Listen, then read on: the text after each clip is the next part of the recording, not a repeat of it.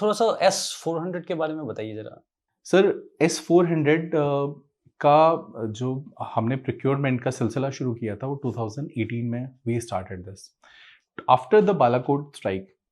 हम हमारी लीडरशिप ने ये एंटिसिपेट किया कि इसकी जो हमारे को ज़रूरत है to strengthen our AD network, ये बहुत जल्द हमें चाहिएगा।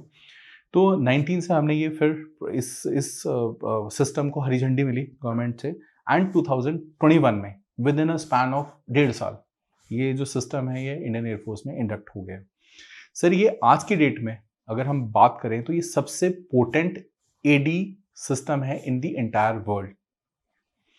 और कोई सिस्टम नहीं इससे बेहतर? सर इसके parallelly you have a American patriot system, but उसकी एक्चुअली में वो जो सिस्टम है वो कभी वॉर में इतना इफेक्टिवली कभी यूज नहीं हुआ है। तो वो कितना इफेक्टिव है ये कह पाना is again a debatable thing. Maximum media is being controlled by western powers, तो वो अपने सिस्टम को ऑब्वियसली अच्छा बताएंगे, but at the same time से जो S-400 एक सिस्टम, बेहतरीन सिस्टम लेना एक अलग बात है, उसको खूबसूरती से ऑपरेट करना एक अलग डायमेंशन है। तो जो S-400 का जो यूटिलाइजेशन हिंदुस्तानी एयरफोर्स ने किया है, इवन उस तरीके का utilisation even the Russian forces, जो ये यूक्रेन और रशिया कॉन्फ्लिक्ट चल रहा है उसमें, वो भी इतनी बेहतरीन तरीके से नहीं कर पाए। Sir just to give you one more example, हम आज की डेट में भी हम Osaka and Pechora system use कर रहे हैं, एंड हम उसका जो सर्विसेबिलिटी जो स्टेट जो हम मेंटेन कर पाते हैं दैट इज मोर देन 95%। और ये सिस्टम है जो 1980s में लिया है, इवन जहां से हमने लिया है सोवियत से, वो भी यूज नहीं कर रहे हैं आज इस सिस्टम को। तो ये कैपेबिलिटी है सर हमारे इंजीनियर्स की, हमारे टेक्नीशियंस की, एक वो प्रोफेशनल एक्सपर्टीज जो उन्होंने हासिल की हुई है कि आज की डेट में भी हम वो सिस्टम यूज भी करते हैं एंड इफेक्टिवली यूज करते हैं। अभी धीरे धीरे आर वी रिप्लेसिंग दीज, क्योंकि I am sure with the India generation जो हो रही है, यस सर, खुद बन रहे हैं सर अभी। यस, धीरे धीरे we have a plan in place कि हम इनको किस तरह से हम रिप्लेस कर दें। एंड इसके लिए सर अभी लास्ट वीक ओनली आकाश का जो और बेटर वर्जन है वो हमने सक्सेसफुली टेस्ट फायर किया है। तो धीरे धीरे हम ये प्रोसेस में हैं कि हम इनको रिप्लेस कर पाएं over the period of time. And इससे ज़्यादा इंपॉर्टेंट बात ये है कि हम मैक्सिमम सिस्टम हिंदुस्तानी इंडिजिनसली बिल्ड करें, सो दैट हमारी डिपेंडेंसी किसी भी पावर के ऊपर हो, मतलब चाहे वो इजराइल के ऊपर हो, रशिया या वेस्टर्न पावर्स के ऊपर हो, धीरे धीरे वो चीज कम होती चली जाए। यूक्रेन और रशिया बहुत टाइम से चली है, लोगों को लगा था कि थोड़े टाइम में खत्म हो जाएगी, एंड रशिया बीइंग रशिया की इतना साइज और उसका हर चीज का डिफरेंस है। एंड रिसेंटली स्पाइडर वेब में हमने देखा कि किस तरह से यूक्रेन ने ड्रोन वारफेयर को ही चेंज कर दिया। तो क्या लेसन्स हैं जो एज ए एयरफोर्स या आर्म फोर्सेस हम लोगों को इस पूरे वॉर से लेने चाहिए कि रशिया से भी क्या सीखना चाहिए और यूक्रेन से भी क्या सीखना चाहिए? सर ये जो कॉन्फ्लिक्ट इनका चल रहा है ऑफ रशिया एंड यूक्रेन, इस पे एयरफोर्स की नज़र जब से ये स्टार्ट हुआ। इनिशियली जब स्टार्ट हुआ था, as you rightly pointed out, Russian air force का अगर हम कंपैरिजन करें यूक्रेनियन एयरफोर्स से तो कोई मैच नहीं है। इनिशियली जो इनके एडवांसेस थे Russian air force and Russian ground forces के, वो बहुत ज़्यादा it was in favour of Russia. उन्होंने आज की डेट में सर अगर हम बात करें तो although Russia has lost 216 fighter जहाज, 216 is a huge number, big number, but at the same time Russia ने आज 28% of the Ukrainian land mass जो है अपने कब्जे में ले लिया है। यूक्रेन यूरोप का सबसे बड़ा देश हुआ करता था लैंड मास की अगर हम बात करें, आज की डेट में वो 4th नंबर पे पहुंच गया है। But at the same time during the conflict Ukraine ने ये रियलाइज किया कि वो कन्वेंशनल एयर पावर यूज करके रशियन एयरफोर्स को टैकल नहीं कर सकते, तो उन्होंने अपनी ड्रोन इंडस्ट्री को बूस्ट अप किया। उसका ही नतीजा है कि जो रशियन एडवांसेस जो कि बहुत तेजी से हो रहे थे, उन्होंने उसको आज काइंड ऑफ हॉल्ट कर दिया है। ये जो अडेप्टेबिलिटी है कि सस्ते ड्रोन यूज करके एंड कंसिडरेबल आप डैमेज कर पा रहे हो अपने रशियन एयरफोर्सेस का, ये लेसन लर्न हमने भी अपने लिए पहले ही हमने ये लेसन लर्न कर लिया था। इसी का सा नतीजा है कि जो आज की डेट में जो हमारी जो ड्रोन इंडस्ट्री है वो बूम कर रही है इंडिया में।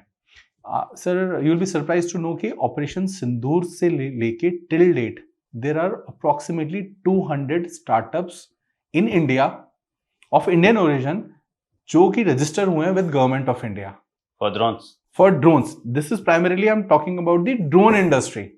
ओ अच्छा, almost 200 startups. Yes. Secondly sir, जब ड्यूरिंग द ऑपरेशन, जब ये the operation was going on, हमारा ऑपरेशन सिंदूर, अब सर ये हमारी प्रोएक्टिवनेस है हमारी लीडरशिप की कि जो नए स्टार्टअप्स हैं उनको हमने बुलाया, आमंत्रित किया कि you can use, show how capable your system is. तो जो नए नए स्टार्टअप्स हैं उन्होंने भी अपना कंट्रीब्यूशन किया है ड्यूरिंग दिस ऑपरेशन सिंदूर। उनका फीड, मतलब जिस भी काम के लिए उन्होंने वो जो स्टार्टअप बनाया है वो कितना वैल्यूएबल है हमारे लिए, हमने वो भी एसेस किया है। उसी का नतीजा ये है कि सर हमने उनमें से ही कई स्टार्टअप्स को हरी झंडी दी है फॉर द प्रोक्योरमेंट। ठीक है। तो सर ये जो at the same time sir, जब ये समझने की बात है कि जब एयर कॉम्बैट होगा किसी भी कंट्री का, किसी के साथ भी हो सर, उसमें कुछ damages on both the sides are acceptable. But क्या वो डैमेज जो आप ले रहे हो, फॉर एग्जांपल 216 जहाज, जो फाइटर जहाज जो रशिया ने यूज किए, क्या उसके उस डैमेज के प्रोपोर्शनेटली आप जो आपका ऑब्जेक्टिव है वो आप अचीव कर पा रहे हो या नहीं कर पा रहे?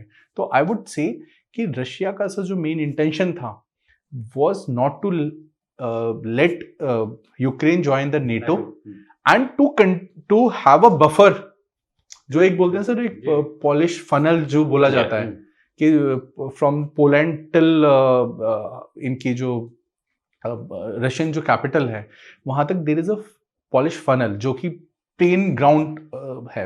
अदरवाइज अगर हम रशिया की जो ज्योग्राफी देखें, फ्रॉम ऑल 3 साइड्स वो माउंटेन से या ओशियन से कवर्ड है। But if you see the western side of the Europe तो इट्स अ प्लेन ग्राउंड। तो रशिया डजंट वांट कि जो नेटो के साथ कल को अगर उसका कॉन्फ्लिक्ट यूरोपियन यूनियन या वेस्टर्न पावर के साथ हो जाए तो it wanted to create a funnel. ठीक है। तो उसका ही इसने ये सहारा लेके, है ना, एक अपना नरेटिव जनरेट करके उन्होंने जो एरिया उसको कैप्चर करना था उसने वो आज कर लिया है एंड उसने वो बफर क्रिएट करने में वो सक्सेसफुल हो गया है। अगर आप सर डॉनबास एरिया और क्रीमिया की बात करें तो अगर आप उसको टैक्टिकली अगर आप देखें तो that area has a lot of significance अगर हम ट्रेड की बात करें। ठीक है। जो ट्रेड है with via sea routes, Donbass used to be the most flourishing area of Ukraine, जहाँ पे बहुत ज़्यादा it is very rich in minerals and it has a accessibility to the ports, जो कि आज रशिया ने कैप्चर कर लिया है।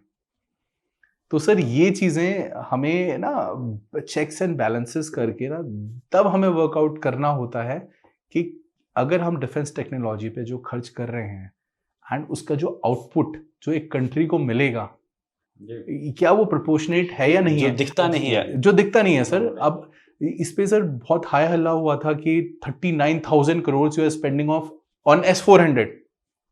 क्यों भाई, इससे तो सड़कें बन सकती हैं, हॉस्पिटल्स बन सकते हैं। बट आज उस 400 की बदौलत है कि हमने सिर्फ 90 मिनट्स के ऑपरेशन किए हैं। अगर मैं एयर पावर पर से की बात करें तो एक्चुअल में जो ऑपरेशन जिसमें हमने पूरी अपनी एयर पावर की माइट यूज करी that was only for 90 minutes and 90 minutes में हमने पाकिस्तान को घुटने पे ला दिया।